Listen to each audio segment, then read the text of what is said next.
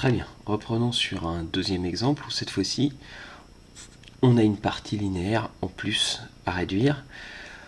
La partie quadratique de degré 2 est toujours associée à la même matrice grand A que l'on a déjà diagonalisée et qui vaut P fois D fois P transposé, où D est la matrice diagonale avec 1 demi et moins 1 demi sur la diagonale, et P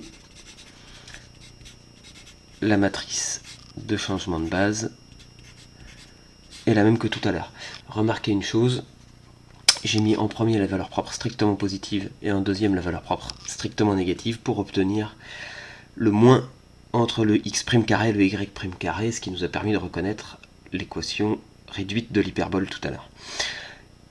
Quand il s'agit de réduire en plus une partie linéaire, il faut faire les choses un petit peu proprement, et donc pour grand X qui est de coordonnées x, y dans la base canonique, on pose x' qui vaut P-1x, ou encore P transposé x, car P est une matrice orthogonale, et c'est-à-dire que x vaut Px'. En notant classiquement x' sous la forme, grand X' sous la forme, la colonne x', y', on a l'équation de mon ensemble E qui devient, comme tout à l'heure pour la partie quadratique, 1 demi de x' carré moins 1 demi de y' carré, plus, et alors là, il va falloir reprendre l'expression de x qui est donnée par cette relation matricielle, la matrice de passage étant la matrice grand P, on sait que petit x égale 1 sur racine de 2, facteur de x' moins y'. Donc le racine de 2 qui était le facteur de x, facteur de 1 sur racine de 2, x' moins y', et je n'ai pas touché à la constante, c'est toujours égal à 2. Ensuite, on va simplifier très rapidement. J'ai toujours moins 1 demi de x' carré, 1 demi de y' carré, plus x' moins y' égale à 2. Et comme évoqué en cours, le but est maintenant de passer sous forme canonique les deux facteurs en x' et en y' pour reconnaître une forme réduite. Contrairement aux équations de cercle, il va falloir d'abord factoriser par le demi pour reconnaître une forme canonique. J'ai donc un demi facteur de x' carré plus 2x', et par moins 1 demi concernant y, j'ai moins 1 demi facteur de y' carré plus, attention en développant au signe, 2y égale à 2. On peut maintenant passer le facteur des valeurs propres, chaque facteur des valeurs propres, sous forme canonique. On reconnaît le début du développement de x' plus 1 au carré. On rectifie la valeur de la constante parce qu'x' plus 1 au carré vaut x' carré plus 2x' plus 1. Je n'ai pas envie du plus 1, je l'élimine. Moins 1 demi, ici il s'agit pour simplifier les calculs de la même forme canonique, y' plus 1 au carré moins 1 égale à 2. Et on peut développer les constantes pour les regrouper. J'obtiens 1 demi de x' plus 1 au carré moins 1 demi de y' plus 1 au carré, plus 1 demi, plus 1 ici, on est, non, moins 1 et moins 1, oh là là, je raconte n'importe quoi. Donc, moins 1 demi plus 1 demi, les constantes ici se simplifient, la somme vaut 0, j'obtiens toujours égal à 2. Et on est face à un cas que nous n'avons pas encore traité, il va falloir faire un deuxième changement de repère en posant des coordonnées. Et donc nous allons poser des nouvelles coordonnées qui seront respectivement x seconde égale x' plus 1, y seconde égale y' plus 1. Et dans ce cas-là, l'équation de E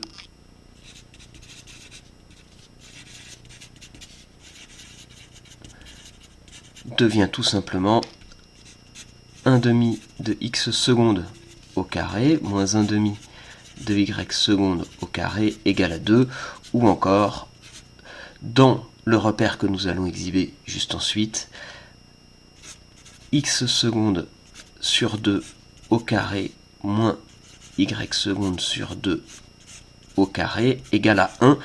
Et dans ce repère correspondant aux coordonnées x seconde et y seconde, nous avons une équation réduite d'hyperbole avec cette fois-ci a égale 2, b égale 2, nous obtenons une nouvelle hyperbole équilatère, c'est-à-dire dont les asymptotes sont orthogonales, avec cette fois-ci a et b, tous les deux égaux à 2. Le repère correspondant est simplement un repère obtenu par translation, c'est-à-dire qu'on n'a pas multiplié les x' et y' par des constantes, contrairement au premier changement de repère où il y avait une vraie matrice de passage. Ici, la matrice de passage qu'on pourrait appeler P' est égale à l'identité. On n'a pas fait une nouvelle rotation, on a seulement changé le centre du nouveau repère.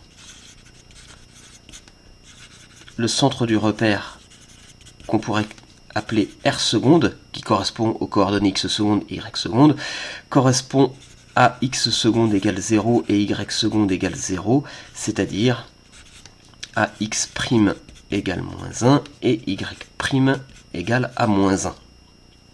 Nous allons donc placer premièrement sur le tracé, et comme promis j'ai pris une règle, le repère R', puis le repère R seconde, et ce sera seulement dans ce repère R seconde que nous pourrons effectuer le tracé. Je me suis également muni, j'espère que ça va rendre, d'un compas pour placer mes unités en plus et moins 1. On va faire un trait à peu près propre. Nous avons donc au point de coordonnées 1 et 1 qui doit se situer à peu près ici, un vecteur qui est proportionnel au vecteur noté U de tout à l'heure, qui va me permettre de placer mon axe OX', puis le point de coordonnées 1 et moins 1 qui doit être ici. On peut reporter à l'aide d'angle droit, qui va me permettre de placer mon axe OY'. Cette fois-ci, ce n'est pas dans ce repère OX', OY' qu'il faut faire le dessin, mais bien dans le repère R seconde.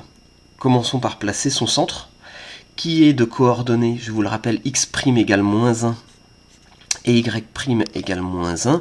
Nous retrouvons un point sur l'axe OY, qui est le centre au prime, si vous voulez, voire même au seconde, vu que c'est le repère au seconde, du nouveau repère.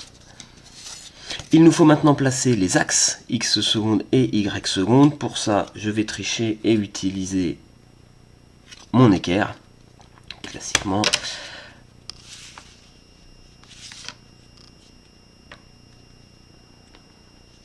On peut tout à fait faire ce dessin à base de médiatrice, et seulement avec le compas, on n'est pas là pour ça.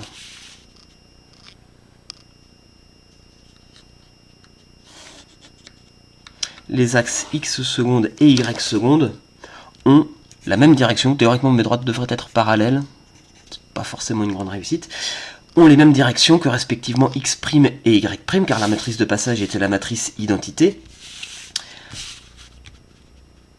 Ouais, d'ailleurs, mon centre de repère est pas terrible. J'aurais pu prendre l'équerre également pour ça. J'essaie de tracer quelque chose d'orthogonal. Voilà mon axe y seconde.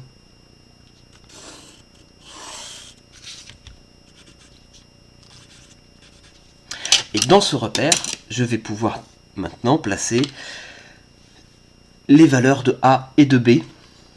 Je vous rappelle que A se place sur l'axe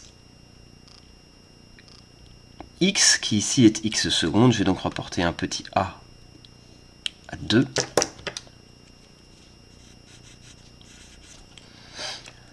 On va changer l'écartement du compas parce que de toute façon il n'y a que les deux qui m'intéressent.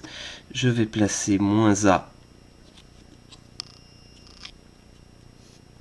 B B et moins B car A égale B. Donc nous avons ici B qui vaut 2, moins B et moins A. Bon, c'est pas très pratique de faire un dessin dans un repère qui est tordu. Je vais tourner la feuille, placer mes tangentes.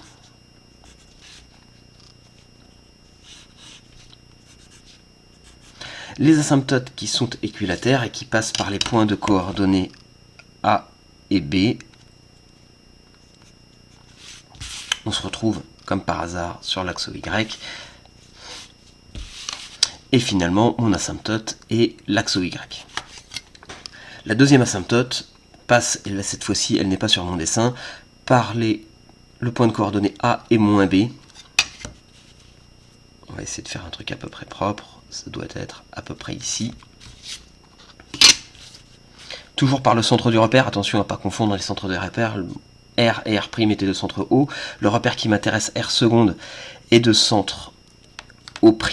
Remarquez qu'on doit obtenir un axe parallèle à OX ici, car nous avons tourné de plus et moins pi sur 4 à chaque fois. Voilà donc mes deux asymptotes. Il y a beaucoup trop de traits sur ce dessin pour qu'on s'y retrouve. Une première asymptote qui est OY, une deuxième asymptote qui est ici.